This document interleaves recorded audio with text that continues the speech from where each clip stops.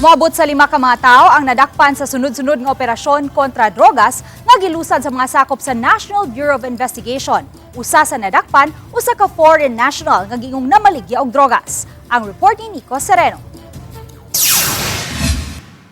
Tulo ka sunod-sunod nga operasyon kontra drogas ang gilusad sa NBI Cebu District Office. Sa unang operasyon, Biyernes sa miaging semana, girumbo ang gitumbok nga drug den sa barangay Dulho Fatima, Cebu City.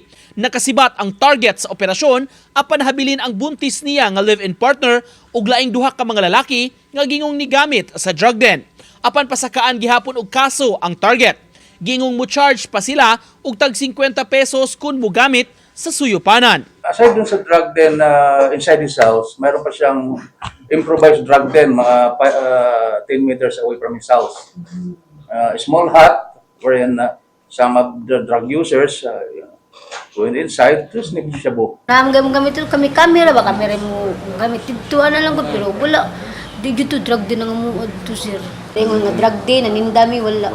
Samtang sa laing operasyon ni atong Miyerkules sa Basak San Nicolas, Cebu City, nadakpan ang usa ka 54 anyos nga foreign national nga gingong nalambigit sa pagpamaligya og drogas. Bitbit sa NBI ang search warrant nga gi-issue sa korte gawas pa sa pagpahigayon daan og buy-bust operation sa maong langyaw. Mag-atubang ang foreigner o kalapasan sa Section 5 selling, Section 11 possession ug Section 15 paggamit sa illegal nga drogas sa Republic Act 9165. Wala mohatag og pamahayag ang dinakpan nga langyaw. Samtang sa laing operasyon Miyerkules sa gabii sa barangay Talamban, nadakpan ang usa ka lalaking giingong nalambigit usab sa pagpamaligya. Moabot sa 45,000 pesos nga balor sa drogas ang nasakmit. Apan gihimakak sa dinakpan ang iyang kalambigitan. Nagsugo ra ko sir. Gi? Sugo. Sugo? Okay. Nay, nagsugo ni mo nga. Unsay sugo na sa imo?